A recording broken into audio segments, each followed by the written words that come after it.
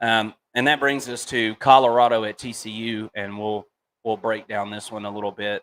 As much as you can break down a Colorado team, right? That basically we haven't seen, but between recruiting and transfers, they've got 80 new players.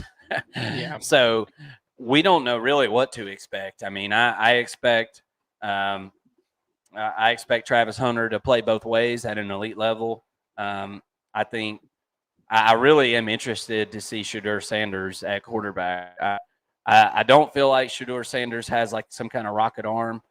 Pretty accurate. It's going to be interesting to see how he levels up to a higher level of competition. So, what are you thinking about the Colorado TCU game, Mason? Thinking a lot. I'm thinking I'm really happy that I finally get to see Travis Hunter for the first time. I haven't been able to watch him on TV at all. And other than highlights, this will be the first time that I'll get to actually see him kind of do his thing. And it's let it begin, let the games begin with him and Colorado and Dion. He's it's his time to shine, and I'm excited to see what he does. That being said, they're probably going to lose by about 28 points this weekend, if I had to guess. But it's not going to make it any less exciting to watch them play. I'm excited to see Shedeur Sanders, who you mentioned, but I don't really know what type of weapons he has around him.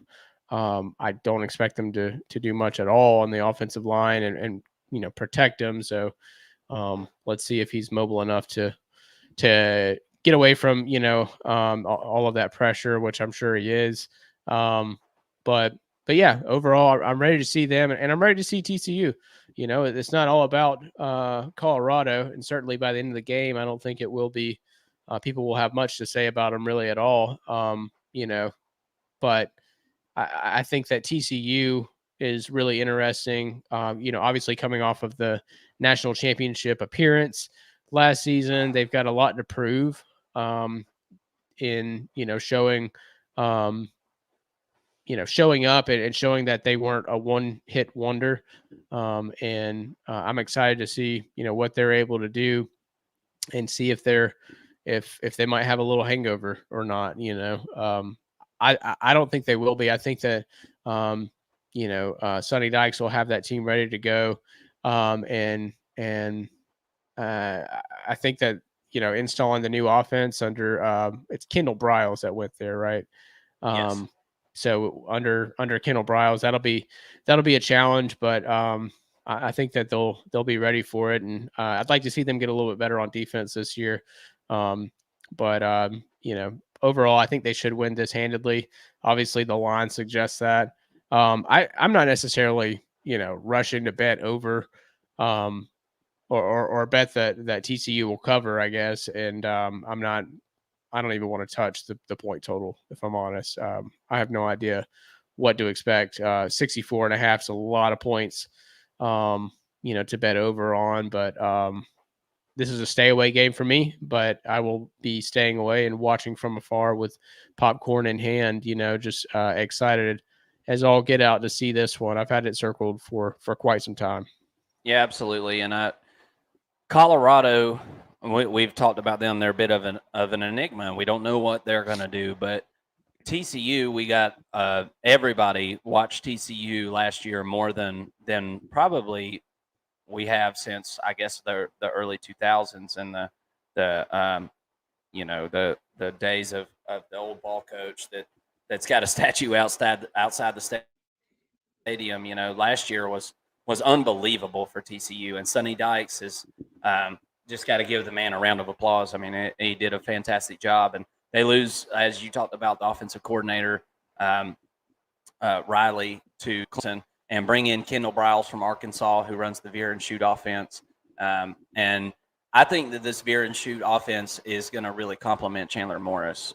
Chandler Morris was supposed to start last year for TCU. Max Duggan came in whenever he was hurt in the first or second game, and they just never looked back. And so a lot of people have said that Chandler Morris was the more talented of the two quarterbacks, but kind of like a Stetson Bennett situation. It was like, all right, this guy's giving us a spark, and he's playing winning football. We're not gonna mess with it. You know, they lost some serious receiving yards. I mean, they lose Johnston, Barber, and Davis, which equaled out to 150 catches and about 2,000 yards receiving last year.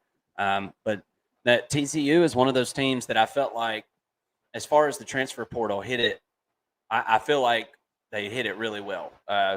They addressed needs and brought in talented guys. You got JoJo Earl coming in from Bama, John Paul Richardson in from Oklahoma State, Jalen Robinson from Ole Miss, Dylan Wright from Minnesota.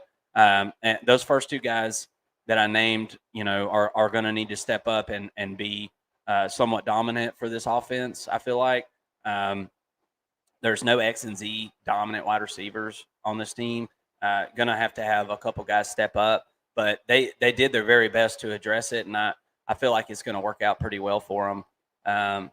So we'll see. If I was to bet this line, I think I'm taking TCU on the spread. But then again, think of all the close games TCU played last year. I mean, they didn't really beat anybody badly, hardly at all. So I'm staying away, just like you said on this one, as far as the bet numbers. But very interested to see that offensive line for TCU. That they brought in Tommy Brockermeyer from Alabama, who was really, really, really good. I know Alabama was hating it that he left. Offensive tackle looks good. My questions are on the interior offensive line. You lost Valhalla and Ali to the NFL. You bring in a guy, Willis Patrick, and Colton Deary is coming in from Maryland. So they need a little more depth, it seemed like. But, the story of all college football teams, you're always going to have somewhere that you don't have the depth you want. And the interior offensive line seems like it may be one of those. And that's going to affect the running backs. And Miller is already gone. But you got Trent Battle back, and you get Trey Sanders, who also comes in from Bama. Trey Sanders is a guy that was really highly acclaimed coming out of high school and got in a car wreck and had some pretty serious injuries as far as that goes. And they say that this dude just looks like a freaking workhorse. Like they said, I've heard that this guy is just unbelievably put together, Trey Sanders. But we'll see how well those legs hang in there throughout the year. And you got a freshman, Cameron Cook, coming in that was a 4-star and somebody to look out for. So with all that being said, I think that TCU is going to come out and put it on them pretty good. But then again, we don't know this Colorado team. And as you can see, I haven't hardly even talked about Colorado because I don't know what they're going to be. So I know more about TCU in this situation. But as you said, we'll stay away and we'll see what happens and try to get a better read on those two teams as the season wears on. I think that's going to be kind of a wait and see on those teams for sure.